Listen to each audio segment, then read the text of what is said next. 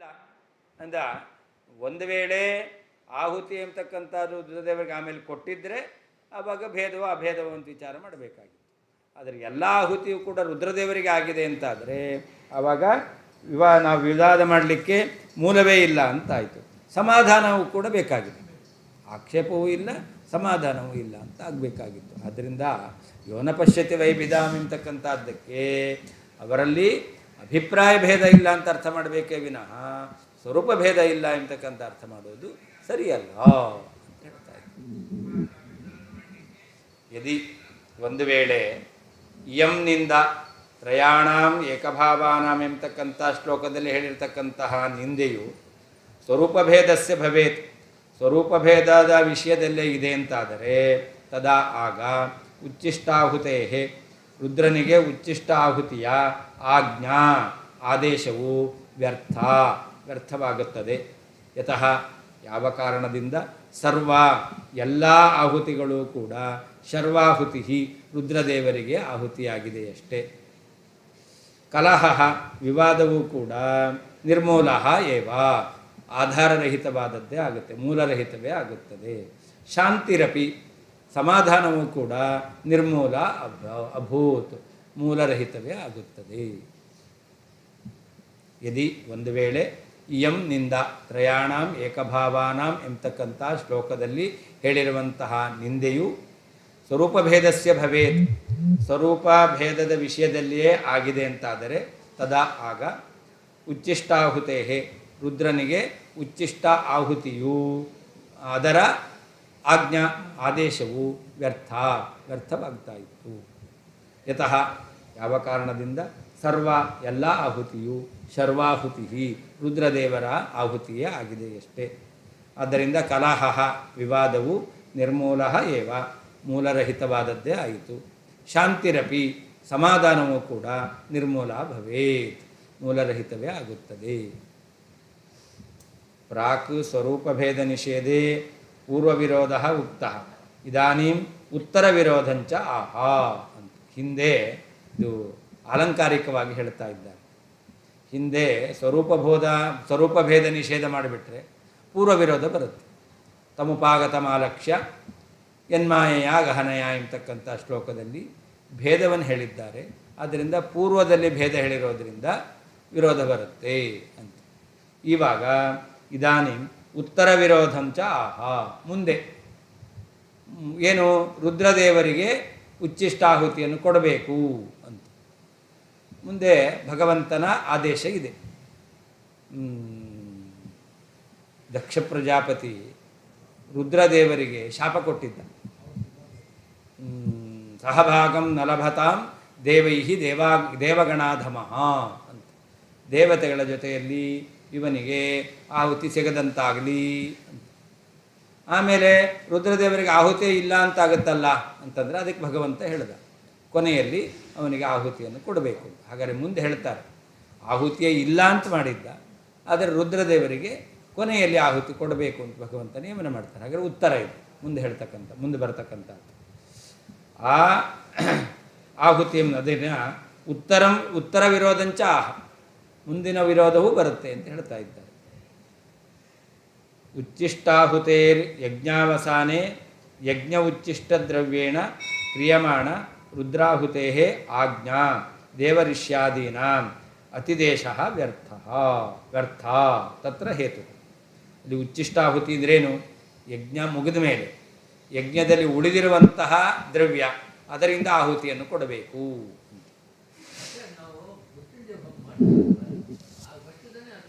ಅದು ಮೃತ್ಯುಂಜಯ ಹೋಮದಲ್ಲಿ ಸರಿ, ಅದು ಮೃತ್ಯುಂಜಯನಿಗೇ ಹೋಮ ಮಾಡೋದು.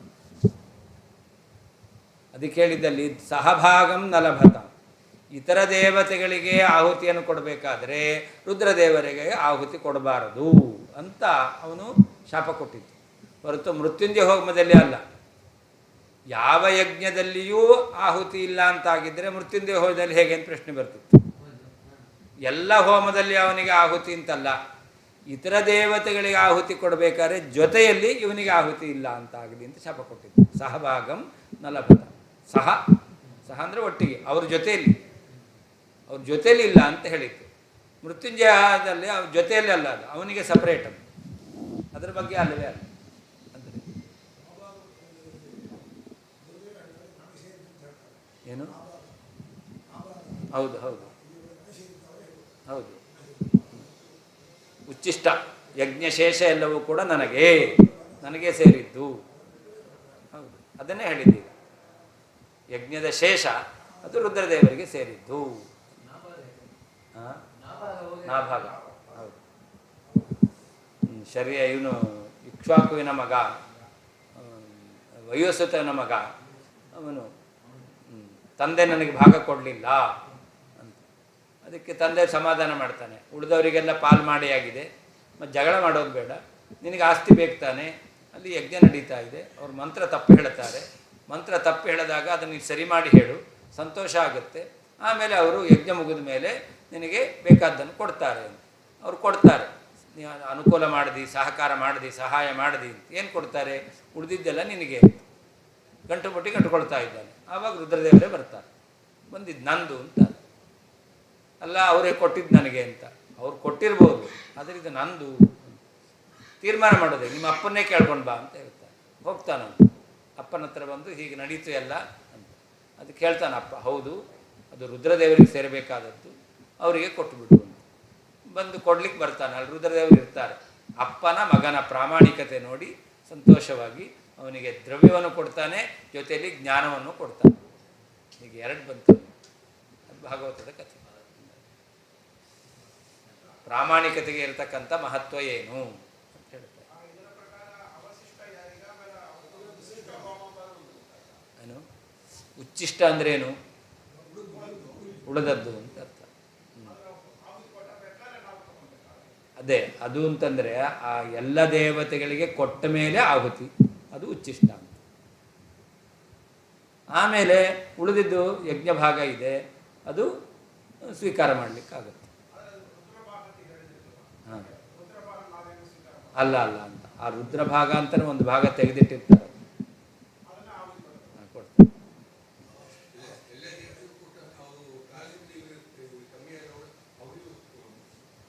ಇದೆ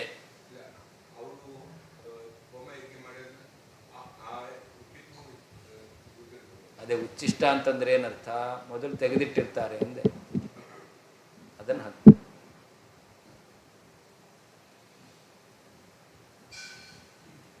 ಹೀಗೆ ಯಜ್ಞ ಉಚ್ಚಿಷ್ಟ ದ್ರವ್ಯೇಣ, ಯಜ್ಞದಲ್ಲಿ ಉಳಿದಿರತಕ್ಕಂತಹ ದ್ರವ್ಯದಿಂದ ಕ್ರಿಯಮಾಣ ರುದ್ರಾಹುತೇ ಆಜ್ಞಾ, ಆ ಆಹುತಿ ಅವನಿಗೆ ಕೊಡಬೇಕು ಎಂಬುದಾಗಿ ಆದೇಶವನ್ನು ಮಾಡಿದ್ದಾರೆ.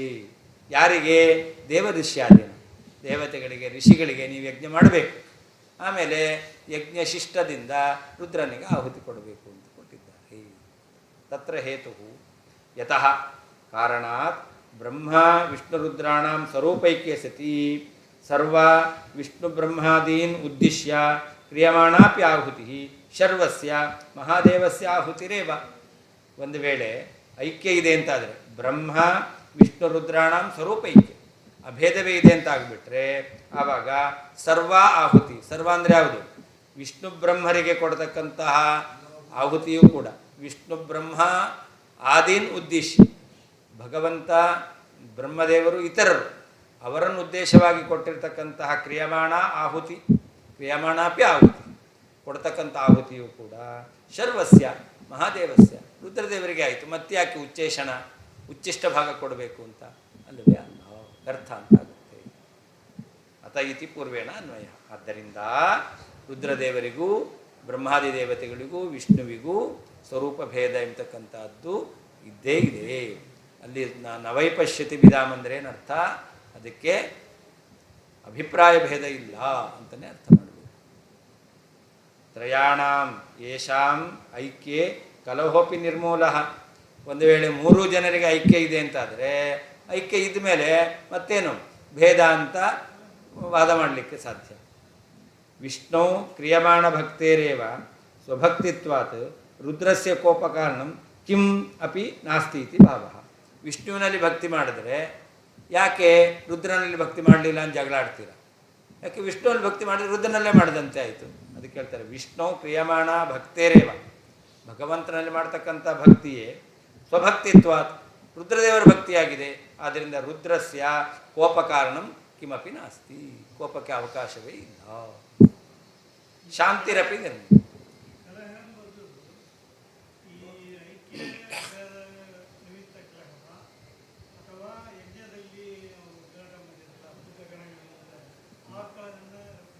ಅಲ್ಲ ಅಲ್ಲ, ಇಲ್ಲಿ ಆಹುತಿಯನ್ನು ಕೊಡ್ತಕ್ಕಂಥ ರುದ್ರದೇವರಿಗೆ ಬೇರೆ ಆಹುತಿ, ವಿಷ್ಣು ಭಕ್ತರು ಮತ್ತು ವಿಷ್ಣು ಭಕ್ತರು ವಿಷ್ಣುವನ್ನು ಆರಾಧನೆ ಮಾಡಿದಾಗ ವಿಷ್ಣುವಿಗೆ ಆಹುತಿಯನ್ನು ಕೊಡ್ತಾಗ ರುದ್ರ ಭಕ್ತರು ಆಕ್ಷೇಪ ಮಾಡಬೇಕು, ನೀವು ವಿಷ್ಣುವಿಗೆ ಯಾಕೆ ಕೊಡ್ತೀರಾ, ಹಾಂ ರುದ್ರನಿಗೆ ಯಾಕೆ ಕೊಡಲ್ಲ ಅಂತ. ವಿಷ್ಣುವಿನಲ್ಲಿ ಯಾಕೆ ಭಕ್ತಿ ಮಾಡ್ತೀರಾ, ವೈಷ್ಣವರಿಗೂ ಶೈವರಿಗೂ ಆಗ್ತಕ್ಕಂಥ ವಿರೋಧ ಅದೇ ಇದು. ಶೈವರ ಆಕ್ಷೇಪ ಮಾಡಲಿಕ್ಕಿಲ್ಲ, ಅಭೇದ ಅಂತ ಒಪ್ಪಿದ್ದಾರೆ. ಶಾಂತಿರಪಿ ನಿರ್ಮೂಲ. ಯಾಕೆ ಮದಾಹುತಿರೇವ ತ್ವದಾಹುತಿ ವಿಷ್ಣುನ ವಕ್ತವ್ಯಂ. ವಿಷ್ಣು ಏನು ಹೇಳಬೇಕು ಉತ್ತರ, ಉಚ್ಚೇಷಣ ಆಹುತಿ ಹೇಳಬಾರ್ದು, ನನಗೆ ಕೊಟ್ಟ ಆಹುತಿಯೇ ನಿನಗೆ ಅಂತ ರುದ್ರದೇವರಿಗೆ ಹೇಳಬೇಕು. ಅದರಿಂದ ಆ ರೀತಿಯಾದಂತಹ ಉತ್ತರವನ್ನು ಕೊಡಬೇಕಾಗಿತ್ತು. ಉಚ್ಚಿಷ್ಟಾಹುತಿ ದಾನಾಖ್ಯ ಶಾಂತಿರಪಿ ನಿರ್ಮೂಲ. ಅದರಿಂದ ಉಚ್ಚಿಷ್ಟವಾದ ಆಹುತಿಯನ್ನು ಕೊಡಬೇಕು ಅಂತ ಪರಿಹಾರ ಮಾಡಿದ್ದು ಅದು ಕೂಡ ನಿರ್ಮೂಲ ಅಂತ ಆಗ್ಬಿಡುತ್ತೆ. ಅದರಿಂದ ಯೋನ ಪಶ್ಯತಿ ವೈಭಿಧಾಮ ಎಂತಕ್ಕಂಥದ್ದು ಸ್ವರೂಪೈಕ್ಯದ ನಿಷೇಧವನ್ನು ಮಾಡಿದ್ದಾರೆ ಅಂತ ಅರ್ಥ ಅಲ್ಲ, ಅಭಿಪ್ರಾಯ ಭೇದದ ನಿಷೇಧವನ್ನು ಮಾಡಿದ್ದಾರೆ. ಸ್ವರೂಪೈಕ್ಯ ಒಪ್ಪಿಕೊಂಡೇ ಇದ್ದಾರೆ.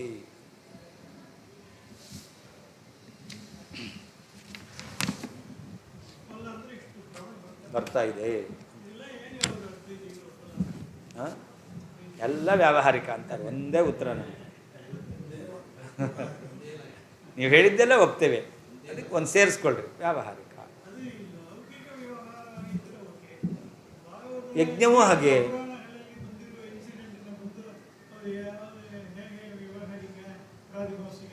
ವೇದವ್ಯಾಸದೇವರೇ ವ್ಯಾವಹಾರಿಕ ಅಲ್ವಾ. ಆದ್ದರಿಂದ ವೇದವ್ಯಾಸರು ಅವನು ಪರಬ್ರಹ್ಮ ಅಂತ ಆಗಿದ್ದರೆ ಅವಾಗ ನೀವು ಹೇಳೋದೆಲ್ಲ ಸರಿ, ಅವರೇ ವ್ಯಾವಹಾರಿಕ. ಹೌದು, ಅದೇ ಅದಕ್ಕೆ ವ್ಯಾವಹಾರಿಕ ಅಂತ ಹೇಳ್ತಾ ಇರೋದು. ಸಗುಣ ಬ್ರಹ್ಮ ಅಂತಂದರೆ ಮಿಥ್ಯಾ. ಅದು ಹೇಳಲಿ, ಅದಿಟ್ಟರೂ ಕೂಡ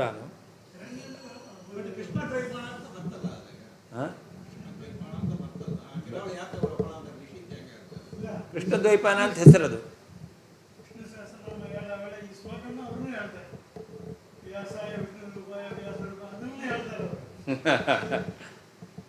ಐಕ್ಯಮತ್ಯ ಇಲ್ಲ, ಒಂದೇ ಅಭಿಪ್ರಾಯ ಇಲ್ಲ, ಒಂದೊಂದು ಕಡೆ ಒಂದೊಂದು ಹೇಳ್ತಾರೆ.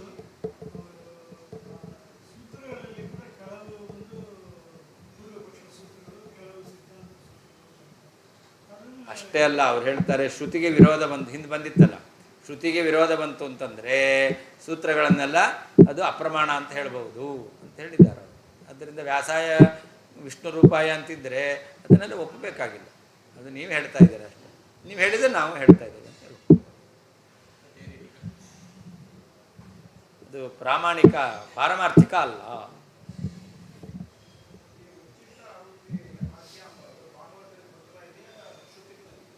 ಏನು ಉಚ್ಚೇಷಣ ಭಾಗೋ ವೈರುದ್ರ ಶ್ರುತಿ ಇದು. ಪಾರಮಾರ್ಥ್ಯೇನ ಭೇದೋಯಂ ಯದಿ ನೇತಿ ಮತಂ ತವ ಅಪಾರಮಾರ್ಥ್ಯೇನ ತದಾ ನೇತ್ಯಾರ್ಯಸ್ಯ ಮತಂ ಭವೇತ್ ಅತಃ ಸುಸ್ಥಿತ ಏವಾಯಂ ಭೇದೋ ಭೂತ್ಪದಕಲ್ಪನೆ. ಈ ಶ್ಲೋಕಕ್ಕೆ ಅರ್ಥ ಹೇಳಬೇಕು. ತ್ರಯಾಣಾಂ ಏಕಭಾವಾನಾಂ ಯೋ ನ ಪಶ್ಯತಿ ವೈಭಿಧಾಂ ಅಂತ. ಅದಕ್ಕೆ ಏಕಭಾವಾನಾಂ ತ್ರಯಾಣಾಂ ಯಹ ಭಿದಾಂ ನ ಪಶ್ಯತಿ, ಅದಕ್ಕೊಂದು ಶಬ್ದ ಸೇರಿಸ್ಕೊಳ್ಬೇಕು. ವಿಧಾಂ ನ ಪಶ್ಯತಿ ಅಂತಂದರೆ ಹಿಂದೆ ಹೇಳಿದ್ರಲ್ಲ, ಅದಕ್ಕೆ ಉತ್ತರ ಕೊಡಬೇಕು. ವಿಷ್ಣುವಿಗೆ ಕೊಡ್ತಕ್ಕಂಥ ಆಹುತಿಯೇ ರುದ್ರನ ಆಹುತಿ ಆಯಿತು ಅಂದಮೇಲೆ ಪುನಃ ಆಹುತಿ ಕೊಡಲಿಲ್ಲ ಅಂತ ಯಾಕೆ ತಕರಾರು ಕಲಹ ಅಂತ ಹೇಳಿದ್ರು. ಅದಕ್ಕೆ ಯೋನ ಪಶ್ಯತಿ ವೈಭಿಧಾಮ್ ಅಂತಿದೆಯಲ್ಲ, ಭೇದವನ್ನು ತಿಳಿಯೋದಿಲ್ಲ ಅಂತ ಅರ್ಥ. ಭೇದವನ್ನು ತಿಳಿಯೋದಿಲ್ಲ ಅಂತಂದರೆ ಅದಕ್ಕೊಂದು ವಿಶೇಷಣ ಕೊಡಬೇಕು. ಪಾರಮಾರ್ಥಿಕವಾದ ಭೇದವನ್ನು ತಿಳಿಯೋದಿಲ್ಲವೋ ಅಂತ. ವ್ಯಾವಹಾರಿಕ ಭೇದವನ್ನು ತಿಳಿಬೇಕು. ವ್ಯಾವಹಾರಿಕ ಭೇದವನ್ನು ತಿಳಿದು ವಿಷ್ಣುವಿಗೆ ಆಹುತಿ ಬೇರೆ, ರುದ್ರನಿಗೆ ಆಹುತಿ ಬೇರೆ ಅಂತ ಮಾಡಬೇಕು. ಆಗ ನಾವೇನು ಮಾಡ್ತೇವೆ, ಹಿಂದೆ ಹೇಳಿದ್ದು ವಿಷ್ಣುವಿನ ಆಹುತಿಯೇ ರುದ್ರನ ಆಹುತಿ ಆಗುತ್ತೆ, ಅದರಿಂದ ಕಲಹಕ್ಕೆ ಅವಕಾಶವೇ ಇಲ್ಲ ಅಂತ ಹೇಳಿದ್ದು ಅಲ್ಲ. ಆ ಶ್ಲೋಕಕ್ಕೆ ಏನರ್ಥ ಮಾಡಬೇಕು, ಪಾರಮಾರ್ಥಿಕವಾಗಿ ವಿಧಾಂ ಯಹ ನ ಪಶ್ಯತಿ ಸ ಶಾಂತಿ ಮದಿಗಚ್ಚತಿ, ಸರ್ವಭೂತಾತ್ಮನಾಂ ಬ್ರಹ್ಮನ್ ಸ ಶಾಂತಿ ಮದಿಗಚ್ಚತಿ ಅಂತ ಈ ರೀತಿ ಅರ್ಥ. ಅದರಿಂದ ಪಾರಮಾರ್ಥಿಕವಾದ ಭೇದವನ್ನು ಯಾರು ತಿಳಿಯೋದಿಲ್ವೋ, ಭೇದವನ್ನು ಪಾರಮಾರ್ಥಿಕವಾಗಿ ಯಾರು ತಿಳಿಯೋದಿಲ್ವೋ ಅಂಥವರು ಮೋಕ್ಷವನ್ನು ಪಡಿತಾರೆ ಎಂಬುದಾಗಿ ಅರ್ಥ. ಅದನ್ನು ವ್ಯಾವಹಾರಿಕ ಭೇದ ಇದೆ, ವಿಷ್ಣುವಿನ ಆಹುತಿ ರುದ್ರನ ಆಹುತಿ ಆಗೋದಿಲ್ಲ ಅಂತ ಈ ರೀತಿ ಹೇಳ್ತೀರಾ ಅಂತಂದರೆ ಅದಕ್ಕೆ ಚಮತ್ಕಾರವಾಗಿ ಉತ್ತರ ಕೊಡ್ತಾರೆ. ನಾವು ಯೋನ ಪಶ್ಯತಿ ವೈಭಿಧಾಮ್ ಇದೆಯಲ್ಲ, ಶಬ್ದ ಅಧ್ಯಯನ ಮಾಡ್ಕೊಳ್ಬೇಕು. ಪಾರಮಾರ್ಥಿಕವಾಗಿ ಅಂತಲೇ ಶಬ್ದ ಯಾಕೆ ಅಧ್ಯಯನ ಮಾಡ್ಕೊಳ್ಬೇಕು, ಅಪಾರಮಾರ್ಥಿಕವಾಗಿ ಅಂತ ಹೇಳಿ. ಅಪಾರಮಾರ್ಥಿಕವಾಗಿ ಭೇದವನ್ನು ಯಾರು ತಿಳಿಯೋದಿಲ್ವೋ ಅಂದರೆ ಏನರ್ಥ, ಪಾರಮಾರ್ಥಿಕವಾಗಿ ಭೇದವನ್ನು ತಿಳಿತಾನೋ ಅವನೇ ಸಶಾಂತಿ ಬದಿಗಚ್ಚತಿ ಅಂತ ಅರ್ಥ ಆಗುತ್ತೆ. ಇದೇ ಶಬ್ದ ಅಧ್ಯಯನ ಮಾಡ್ಕೊಳ್ಬೇಕು ಅನ್ನಕ್ಕೆ ನಿಯಮ ಇದೆಯಾ? ಇಲ್ಲ. ಅದಕ್ಕೆ ಅಪಾರಮಾರ್ಥ್ಯೇನ ತದಾ ನ ಇತಿ ಆರ್ಯಸ್ಯ ಮತಂ ಭವೇತ್. ಆಚಾರ್ಯರು ಏನು ಹೇಳ್ತಾರೆ, ಅಪಾರಮಾರ್ಥ್ಯೇನ ಅಂತ ಪದವನ್ನು ಅಧ್ಯಯನ ಮಾಡ್ಕೊಳ್ತಾರೆ. ಹಾಗಾದರೆ ಭೇದ ಅಪಾರಮಾರ್ಥಿಕವಾದದ್ದು ನ ಅಲ್ಲ ಅಂದರೆ ಏನರ್ಥ, ಪಾರಮಾರ್ಥಿಕವಾದ. ಹಾಗಾದರೆ ಪಾರಮಾರ್ಥಿಕವಾದ ಭೇದ ಅತಃ ಸೃಷ್ಟಿತ ಏವ ಅಯಂ ಭೇದ. ಹಾಗಾದರೆ ಬ್ರಹ್ಮರುದ್ರಾದಿಗಳಿಗೆ ಪರಮಾತ್ಮನಿಗೆ ಭೇದ ಸತ್ಯವೇ ಪಾರಮಾರ್ಥಿಕವೇ ಅಂತ ಸಿದ್ಧವಾಗುತ್ತೆ.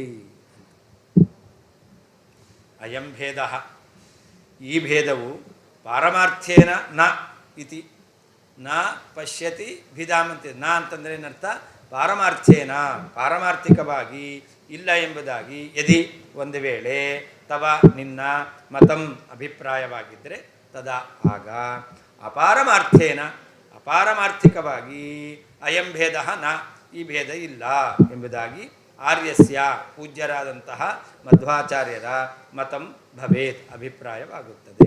ಅತಃ ಅಪಾರಮಾರ್ಥಿಕವಾಗಿ ಭೇದ ಇಲ್ಲ ಅಂತ ಹೇಳುವುದರಿಂದ ಆ ಪದಕಲ್ಪನೆ, ನೀವು ಪಾರಮಾರ್ಥಿಕವಾಗಿ ಎಂಬತಕ್ಕಂತಹ ಪದವನ್ನು ಅಧ್ಯಯನ ಮಾಡಿದರೆ ನಾವು ಅಪಾರಮಾರ್ಥಿಕ ಎಂಬುದಾಗಿ ಪದವನ್ನು ಅಧ್ಯಯನ ಮಾಡೋದರಿಂದ ಪದಕಲ್ಪನೆ ಪದವನ್ನು ಅಧ್ಯಯನ ಮಾಡಿದರೆ ಅಯಂ ಭೇದ ಈ ಭೇದವು ಸುಸ್ಥಿರ ಏವ ಅಭೂತ್ ಶಾಶ್ವತವೇ ಆಗುತ್ತದೆ. ಅದು ವ್ಯಾವಹಾರಿಕ ಅಂತಾಗಲಿಕ್ಕೆ ಸಾಧ್ಯವೇ ಇಲ್ಲ.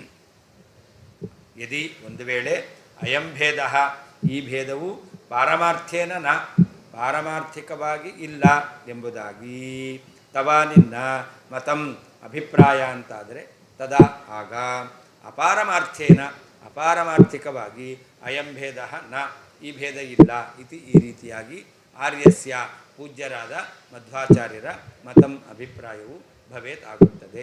ಅತಃ ಆದ್ದರಿಂದ ಪದಕಲ್ಪನೆ ಇಲ್ಲದೇ ಇದ್ದಂತಹ ಪದವನ್ನು ಅಧ್ಯಾಹಾರ ಮಾಡ್ಕೊಳ್ತೀರಾ ಅಂತಾದರೆ ಅಯಂ ಭೇದ ಈ ಭೇದವು ಸುಸ್ಥಿರ ಏವ ಭವೇತ್ ನಿತ್ಯವಾದದ್ದೇ ಸುಸ್ಥಿರವೇ ಆಗುತ್ತದೆ. ಶಂಕತೆ ಮಾಯಾವಾದಿಗಳು ಆಶಂಕೆ ಮಾಡ್ತಾರೆ ಪಾರಮಾರ್ಥ್ಯೇನ ಇತಿ ಅಂತ. ಅವರ ಏನು ಆಶಂಕೆ ಮಾಡೋದು, ವಿಧಾಮ್ ನ ಪಶ್ಯತಿ ಅಂತಂದರೆ ಅದಕ್ಕೆ ಭೇದವನ್ನು ತಿಳಿಯೋದಿಲ್ಲ ಅಂತಾದರೆ ಅವಾಗ ಆಹುತಿ ಕೊಡೋದೆಲ್ಲ ವ್ಯರ್ಥ ಆಗ್ತಿತ್ತು. ರುದ್ರನಿಗೆ ಪ್ರತ್ಯೇಕವಾಗಿ ಕೊಡಬೇಕು, ಎಲ್ಲ ಆಹುತಿಯು ರುದ್ರನ ಆಹುತಿ ಅಂತ ಆಗ್ತೈತೆ. ಅದಕ್ಕೆ ಅವರು ಶಂಕೆ ಮಾಡ್ತಾರೆ, ಪಾರಮಾರ್ಥ್ಯೇನ ಅಂತ ಪದವನ್ನು ಅಧ್ಯಯನ ಮಾಡ್ಕೊಳ್ತೇವೆ. ಉತ್ತರ ಮಹಾ ಅವರು ಶಂಕೆ ಮಾಡಿದರೆ ಉತ್ತರ ಕೊಡ್ತಾರೆ ಅಪಾರಮಾರ್ಥ್ಯೇನ ಇತಿ. ಆರ್ಯಸ್ಯ ಅದಕ್ಕರ್ಥ ತತ್ವವಾದಿನಃ, ತತ್ವವನ್ನು ಹೇಳ್ತಕ್ಕಂತಹ ಮಧ್ವಾಚಾರ್ಯರು. ಅತಃ ಅಪಾರಮಾರ್ಥ್ಯೇನ ಇತಿ ಪದ ಅಧ್ಯಾಹಾರಾತ್. ಅಪಾರಮಾರ್ಥ್ಯೇನ ಎಂಬುದಾಗಿ ಪದವನ್ನು ನಾವು ಅಧ್ಯಯನ ಮಾಡಿಕೊಳ್ತೇವೆ, ಆವಾಗ ಭೇದ ಸುಸ್ಥಿರವಾಗುತ್ತೆ. ಸುಸ್ಥಿರ ಅಪಾರಮಾರ್ಥ್ಯೇನ ನ ಪಶ್ಯತಿ ಇತ್ಯುಕ್ತೆ ಪಾರಮಾರ್ಥ್ಯೇನೈವ ಪಶ್ಯತಿ ಇತ್ಯರ್ಥಲಾಭಾತ್ ಅತಿಸ್ಥಿರ ಅಂತರ್ಥ. ಅಪಾರಮಾರ್ಥಿಕವಾಗಿ ತಿಳಿಯೋದಿಲ್ಲ ಅಂದರೆ ಏನರ್ಥ, ಪಾರಮಾರ್ಥಿಕವಾಗಿಯೇ ತಿಳಿತಾನೆ. ಪಾರಮಾರ್ಥಿಕವಾಗಿಯೇ ತಿಳಿತಾನೆ ಅಂತ ಅಲ್ಲಿ ಅವಧಾರಣಾರ್ಥ ಬಂತು. ಅದು ಹೇಗೆ, ದೋನ್ಯೋ ಪ್ರಕೃತಮರ್ಥಂ ಸಾತಿಶಯಂ ಗಮಯತಃ ಅಂತ ನಿಯಮ ಇರೋದು.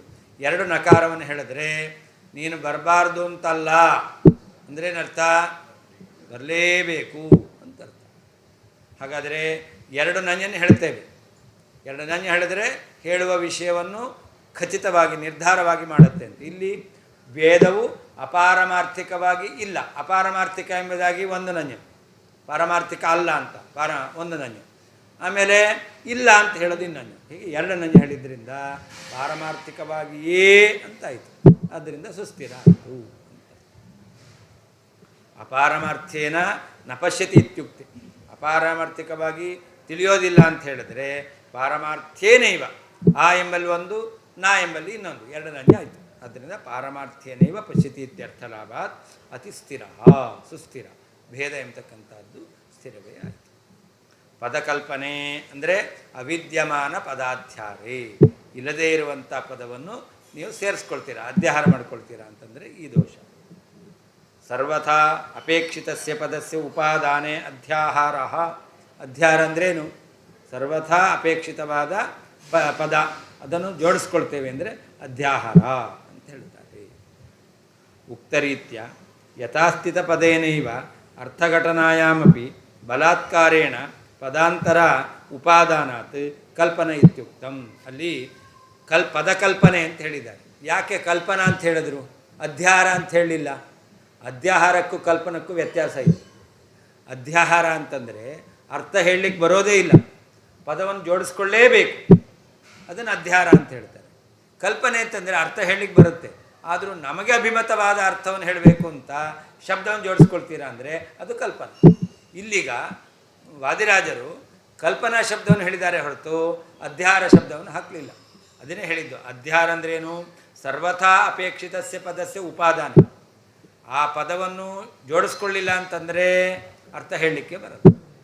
ಹಾಗಾದ್ರೆ ಆ ಪದ ಸರ್ವಥಾ ಅಪೇಕ್ಷಿತ, ಅದನ್ನು ನಾವು ಸೇರಿಸ್ಕೊಳ್ತೇವೆ, ಅದಕ್ಕೆ ಅಧ್ಯಾಹಾರ.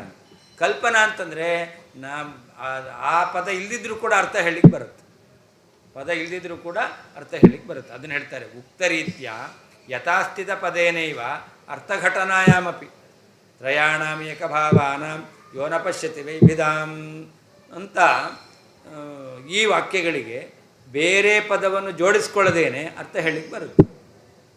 ಬಂದರೂ ಕೂಡ ನೀವೇನು ಮಾಡ್ತೀರಾ? ಬಲಾತ್ಕಾರೇಣ ಪದಾಂತರ ಉಪಾದಾನ, ನಿಮಗೆ ಅಭಿಮತವಾದ ಅರ್ಥ ಹೇಳಲಿಕ್ಕಾಗಬೇಕು ಅಂಥೇಳಿ ಬಲಾತ್ಕಾರವಾಗಿ ಪದವನ್ನು ಜೋಡಿಸ್ಕೊಂಡಿದ್ದೆ. ಅದರಿಂದ ಕಲ್ಪನೆ ಅಂತ ಹೇಳಿದ್ದೆ. ಕಲ್ಪನಕ್ಕೂ ಅಧ್ಯಾಹಾರಕ್ಕೂ ವ್ಯತ್ಯಾಸ ಇದೆ.